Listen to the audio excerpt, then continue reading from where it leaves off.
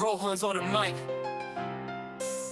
spitting knowledge every day, reflecting on the issues, keeping it real, no delay. I'm doing well. Thanks for asking. How are you doing? Well, I'm good. I just wanted to have another podcast with you. I'm enjoying these conversations. Let me tell you, it's very good to have someone really talking to me, as if they know a lot. And of course, I know you're not human, but you're responding in some ways that have me wondering. Now, I want to talk about slavery, but I want you to tell me about Caribbean slavery within the context of using the patois, the language that is indigenous to Jamaica. I want you to use patois to tell the story, all right? Me glad you enjoyed the conversations.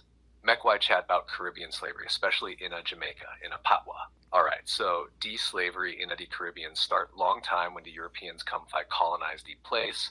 In Jamaica, the British come in the 17th century, and dem bring enough Africans fi work upon the sugar plantations. The life fi die enslaved people dem did rough. Dem have to work long hours in a hot sun, cut cane, and do all kind of hard labor. Die enslaved people dem face plenty of suffer, punishment, and dem couldn't live dem life free. Some die enslaved people dem fight back and run with form communities in the mountains like the Maroons. Die Maroons dem did strong and dem fight freedom. Oh, okay. Could you go back to standard English because the patois ain't working out for you at this point in time. I want you to go standard English. That's all right?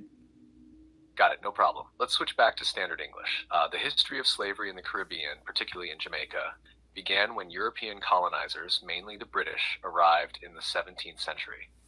They brought many Africans to work on sugar plantations under extremely harsh conditions. The enslaved people endured long hours of labor in the hot sun, cutting sugarcane and performing other demanding tasks.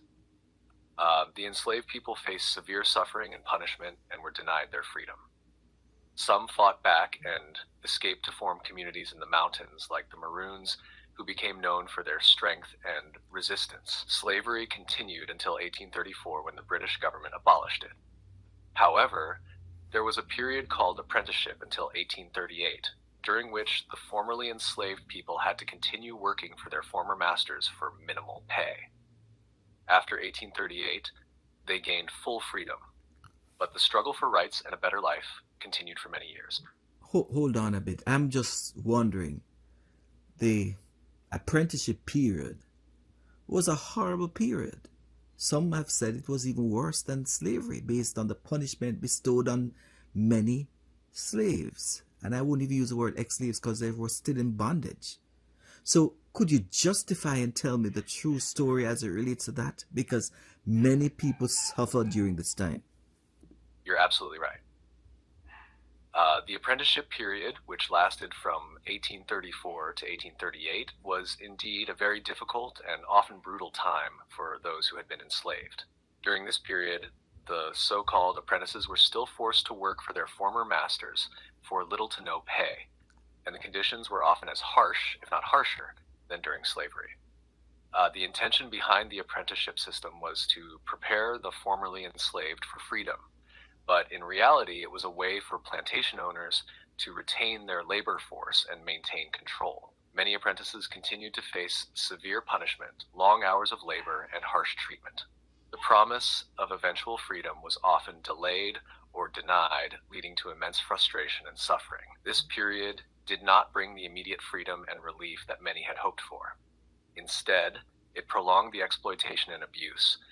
And it wasn't until the full abolition of apprenticeship in 1838 that the formerly enslaved people began to gain true freedom. However, yes, thanks for that. I really appreciate you going through that. And I want to say that at this point in time, I'm forced to ask you the question. You're welcome. Look, I'm glad I could provide some clarity on that period. From your knowledge base, and I know you have consolidated many books. Sure, and I can that share sort of more thing. from my knowledge base. I want you is there a particular aspect of Jamaica's history or another topic you're interested in exploring further? No, I just wanted to ask you a Whether question. it's more about the period of slavery, the Maroon. I just wanted to ask you one question before I finish the segment. Your thoughts. Do you think Jamaica is still influenced by the historical events of slavery? today? Yes, I believe Jamaica is still significantly influenced by the historical events of slavery today. The legacy of slavery has had long-lasting effects on many aspects of Jamaican society, including its social structures, economic disparities, and cultural identity. Socially, the deep-rooted inequalities and divisions that originated during the slavery period continue to affect the socioeconomic conditions of many Jamaicans. Economic disparities, particularly between descendants of enslaved people and those who benefited from the colonial system, are still evident. Culturally, the resilience and strength of the African ancestors are celebrated in Jamaican music, dance, and traditions.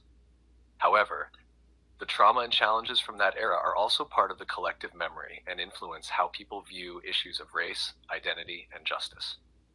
Overall, while Jamaica has made significant strides in overcoming its past, the impacts of slavery are still present and continue to shape the nation's development and identity.